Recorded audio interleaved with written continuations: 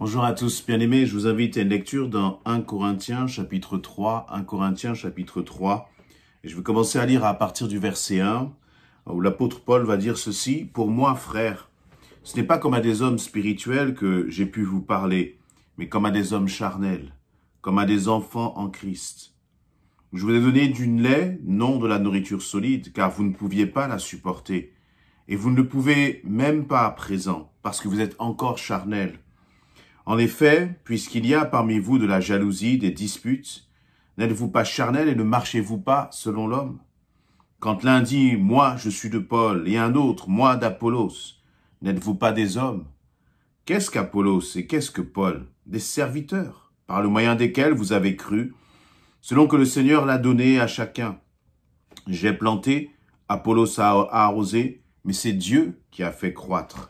En sorte que ce n'est pas celui qui plante qui est quelque chose, ni celui qui arrose, mais c'est Dieu qui fait croître. Verset 8, celui qui plante et celui qui arrose sont égaux, et chacun recevra sa propre récompense selon son propre travail. Car nous sommes ouvriers avec Dieu, vous êtes le champ de Dieu, l'édifice de Dieu. Amen. Voilà donc dans ces quelques paroles, eh bien l'apôtre Paul nous parle. Il y a différents sujets qui sont abordés. Il y a le sujet de la récompense. Il y a le sujet, j'allais dire, de la propriété. À qui est l'Église? Il y a aussi le sujet de la maturité spirituelle. Commençons par celui de la maturité spirituelle. Premièrement, Paul va dire aux Corinthiens, eh bien, il leur fait ressentir que ce qu'il va leur dire, la façon dont il va leur parler, les thèmes qu'il va aborder avec eux, la profondeur peut-être même dans lequel il va pouvoir aborder certains sujets, eh bien il va comme dire qu'il ne peut pas aller en profondeur parce qu'ils agissent encore de façon charnelle. Et je rappelle là encore une fois que Paul parle à une église, il parle donc à des chrétiens, il parle à l'église de Corinthe et donc il nous parle, il s'adresse aussi à nous. Et il va leur dire...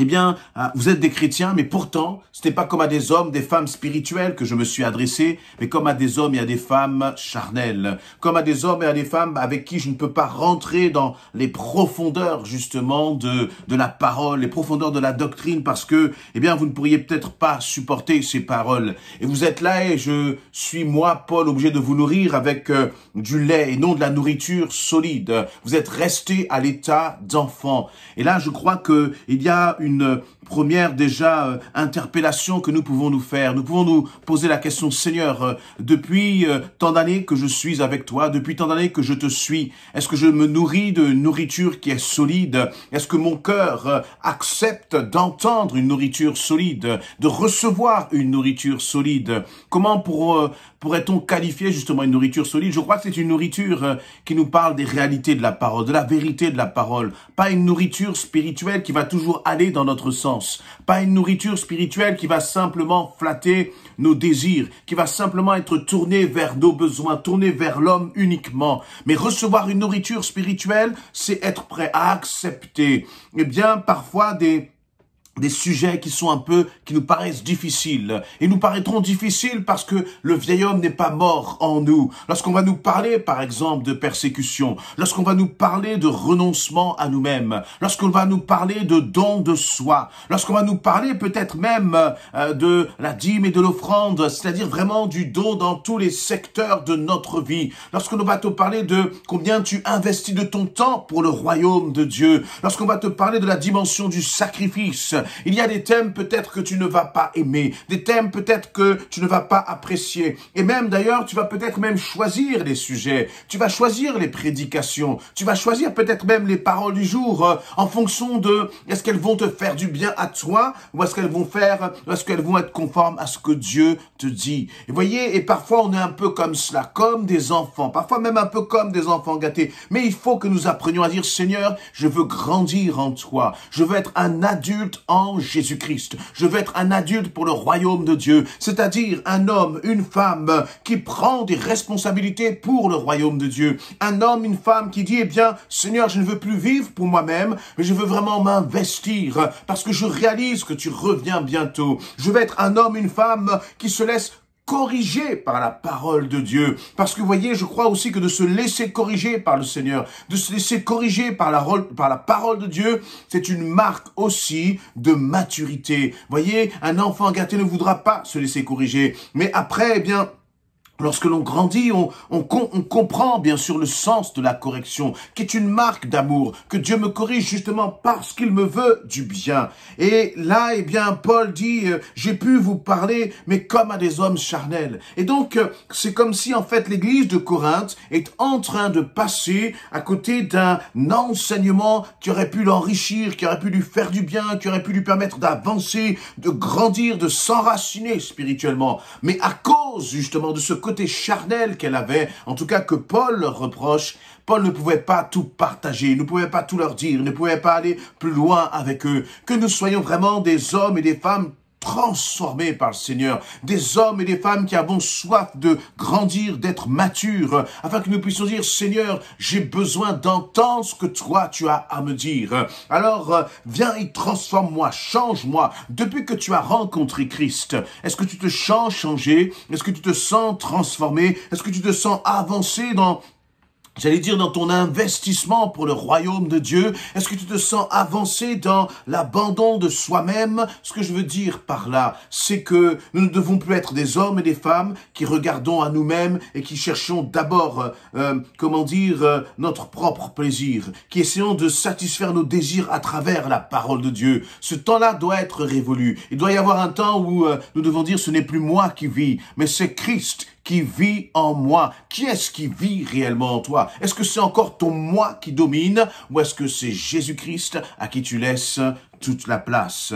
Voyez, nous devons refuser de continuer de grandir, d'être nourris au lait spirituel. Et comment d'ailleurs se manifeste ce côté charnel? Eh bien, tout simplement dans le verset 3, il va nous être dit, eh bien, vous êtes charnel. Pourquoi est-ce que Paul peut dire cela? Eh bien, il va parler de façon très factuelle. Il va dire, eh bien, il y a de la jalousie. Il y a des disputes. N'êtes-vous pas charnel? Vous marchez selon le cœur de l'homme. Et comment est-ce que ça se manifeste? En fait, c'est l'un va dire, moi je suis de Paul, l'autre d'Apollos. Alors que Paul et Apollos ne sont que des hommes, ne sont que des serviteurs entre les mains du Seigneur.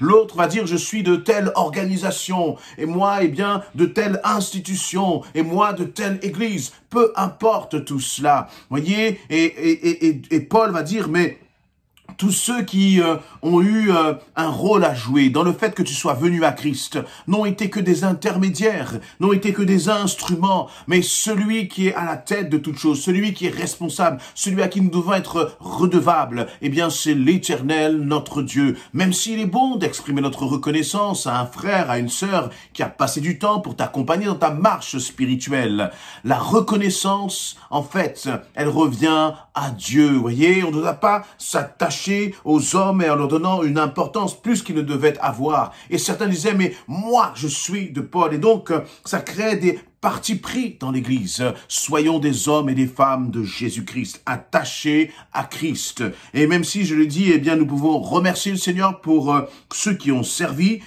Et Paul va dire au verset 5, des serviteurs par le moyen desquels vous avez cru, selon que le Seigneur l'a donné à chacun. Et Paul va dire, il ne va pas cacher ce qu'il a fait. Il ne va pas réduire son rôle. Il va dire, j'ai planté. Oui, et Apollos a arrosé, mais c'est Dieu qui a fait croître. Merci au Seigneur pour tous les hommes et les femmes que tu as placés sur notre chemin et qui, l'un a planté, l'autre a arrosé. Mais Seigneur, c'est toi qui fais croître. C'est notre Seigneur qui fait croître. Et nous ne devons pas nous attacher, idéaliser, idolâtrer parfois les institutions, les noms, les personnes. Mais nous devons nous attacher au Seigneur. Nous attacher au Seigneur. Parce que c'est lui qui fait la différence. Et je terminerai par ce dernier verset qui est le verset 8. Il dit, celui qui plante et celui qui arrose sont égaux. Chacun recevra sa propre récompense selon son propre travail. Car nous sommes ouvriers avec Dieu, vous êtes le champ de Dieu, l'édifice de Dieu. Amen. Et donc, dans ce verset 8, il termine en disant, eh bien, chacun va recevoir sa récompense pour son propre travail. Notre récompense en tant que serviteur de Dieu, en tant qu'hommes et femmes qui servent le Seigneur. Tu sers peut-être dans la technique, tu sers peut-être dans l'audiovisuel, tu sers à l'accueil, tu sers dans la modération, tu sers dans la louange, tu sers peut-être dans la trésorerie, tu sers dans la prédication, dans l'accompagnement, dans la relation d'aide. Quel que soit ce que tu fais, tu sers sers dans le ménage dans ton église, quel que soit ce que tu fais, souviens-toi, mon frère, ma sœur, que c'est Dieu qui récompense, que c'est Dieu qui récompense, et que c'est cette récompense-là qui compte. Ce n'est pas la récompense des hommes, ce n'est pas la récompense des institutions, mais c'est Dieu au final qui éprouvera, c'est Dieu au final qui fera le tri. Et je terminerai par le verset 9 qui nous dit « Car nous sommes ouvriers avec Dieu, vous êtes le champ de Dieu, l'édifice de Dieu, et j'aime cela. » Pourquoi? Parce que dans ce même verset, à 3 reprises, il nous est rappelé, Paul insiste sur Dieu.